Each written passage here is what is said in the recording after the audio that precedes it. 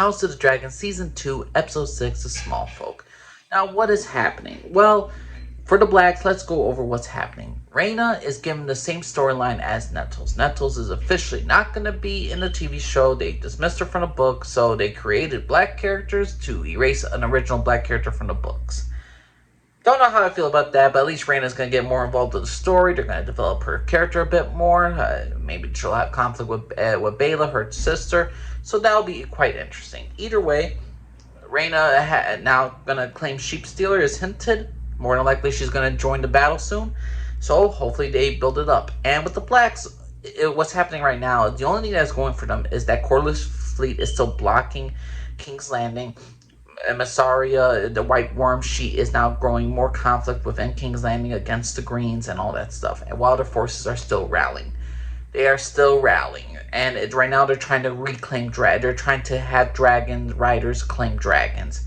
The thing is, though, Rhaenyra has her Kingsguard member, the loyal Kingsguard member, try it out because he has Targaryen blood. He has an ancestry. He goes for it. He absolutely fails. He dies. He burnt. Rhaenyra is constantly questioning herself, the council. Is she able to lead? She's tired. She's frustrated because she can't do nothing.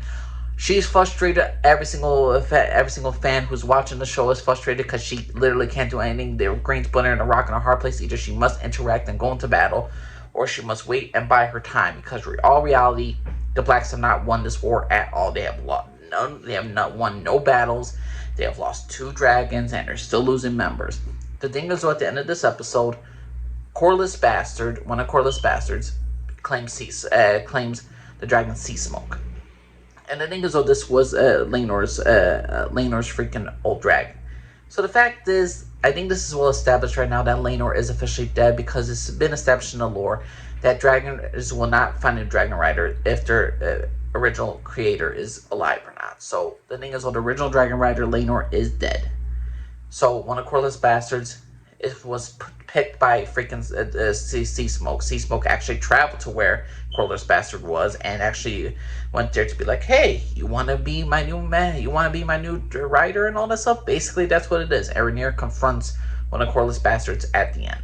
The thing is, though, with Corlys's bastard children, there's a lot of good interaction with them. One brother doesn't care to be a part of Corlys's line. He doesn't care to have the Driftmark drone because the fact is Corlys never really showed any interest in his own children, his own bastard children. So he's like, why even hope to have something if we're gonna not ever have it? He will have the entire his own wealth, his throne, his entire islands be sunk by the sea than to actually ever acknowledge his sons, which really goes to show you the type of mindset Corlys had with his children and all that stuff. So one brother wants to be acknowledged, the other brother does not, and the fact is this brother gets a freaking dragon is quite interesting. So I like what they're doing with Corlys' sons, and hopefully we're going to get more interactions with them.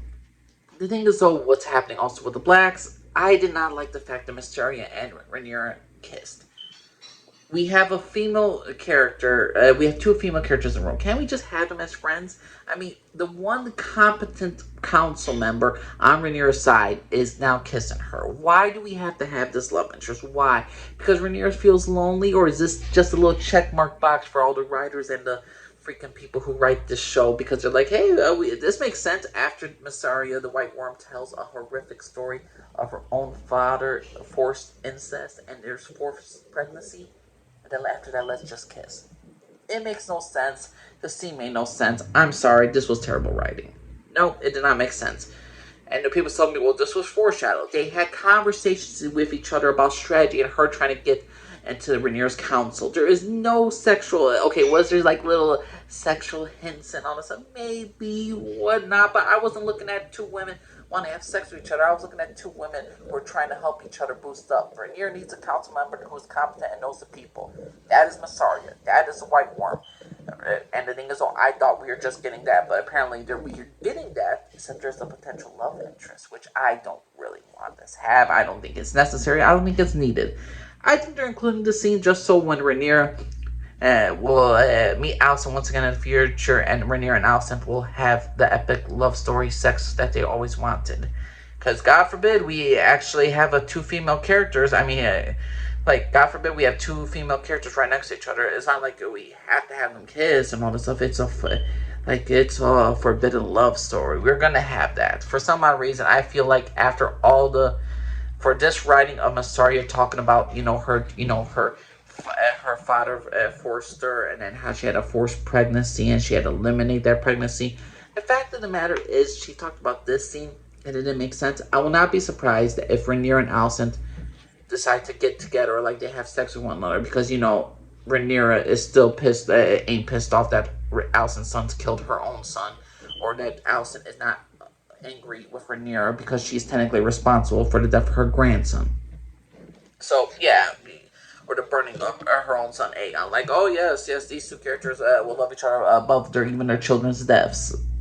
I really don't want that entire storyline to happen. But you never know what's going to happen. So that's what's going on with the Blacks. Now let's go on with a different member of the Blacks, who's technically never on their side. It's Daemon. Daemon's dreams, compared to last week's episode, which I did not even want to talk about Daemon having the section about his mother. This time it's all about King Viserys, about Daemon's inner turmoil, about Daemon, how he feels like he should have handled things better with his brother. You see the actual torment of his brother disinheriting him as heir, and actual hurt in his soul. And then you see how he should have been, how Daemon should have been there for his brother to actually help him grieve and all this stuff. Daemon feels like he failed his brother in a sense. You see the guilt, you see the things. And I know a lot of people don't like the Harrenhal story. You think this dragged out. The thing is, though, Daemon in the books didn't really do much either. Him being in Harrenhal, yes, he's in Harrenhal. Do you have wacky visions? No, but Daemon really didn't do much in the books. I hate to tell you guys, but the most interesting part about Daemon's character is the fact is that his love for his brother that he always wanted to trust more than anybody else.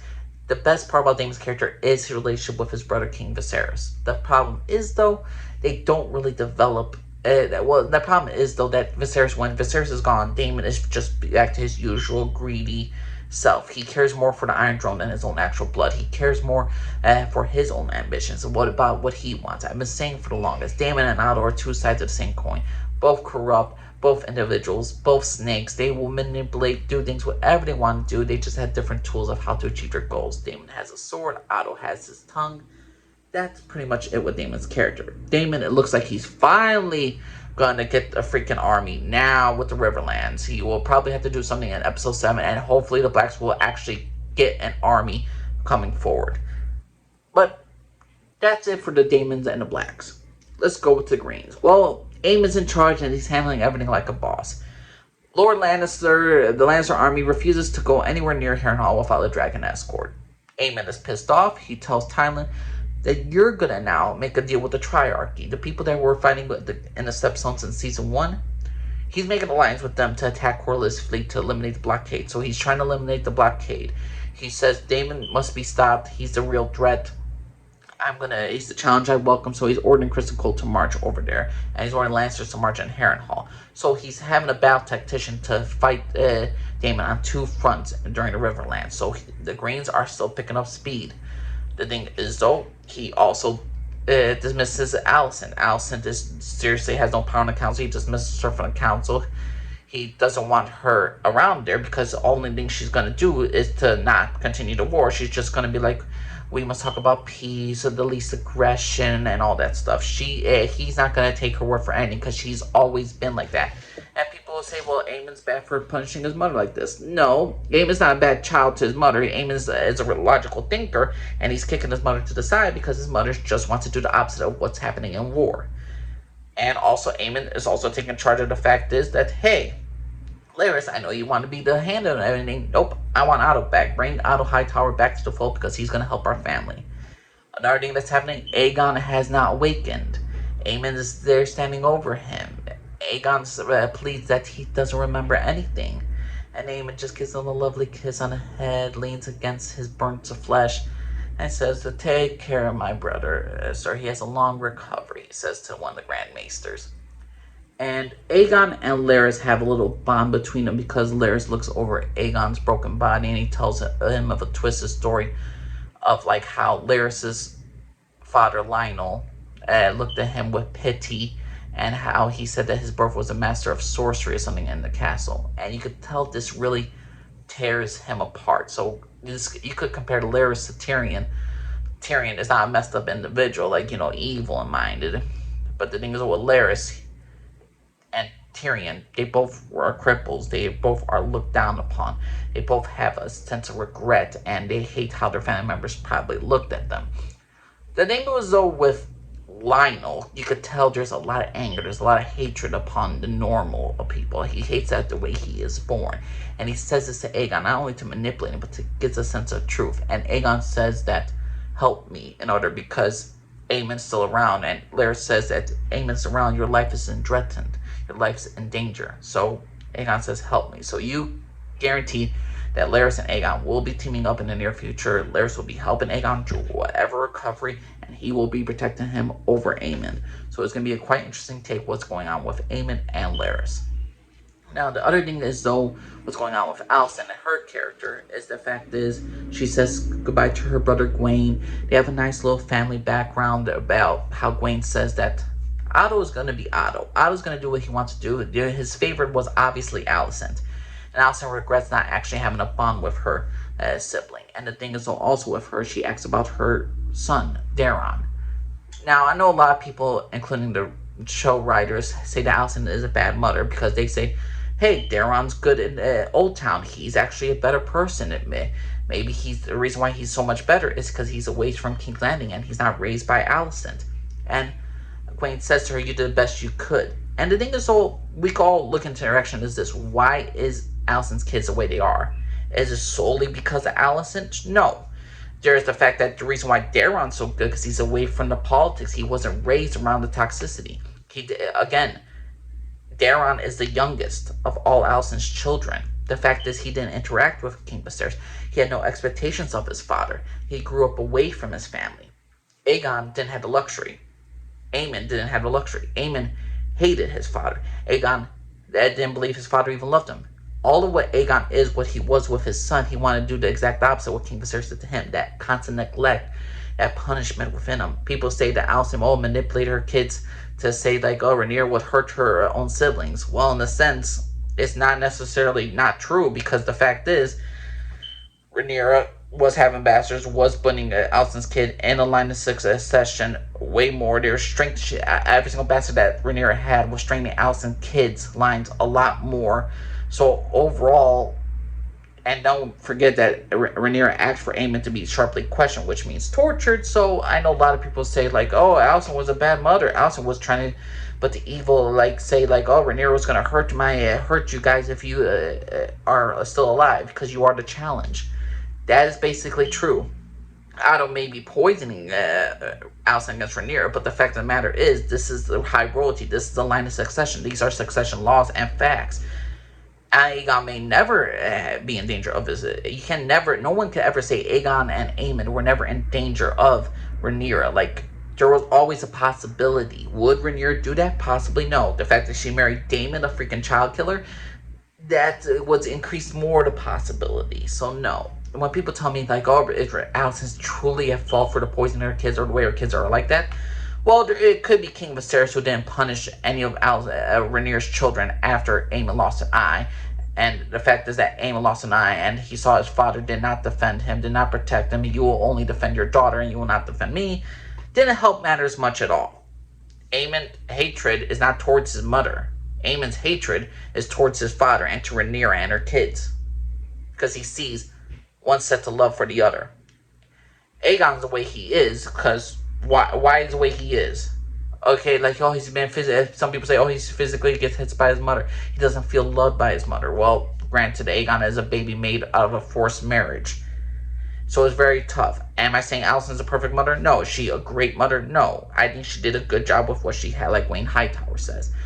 I also like and dislike the interactions with Alicent and Criston Cole at the end because they don't say a lot with each other.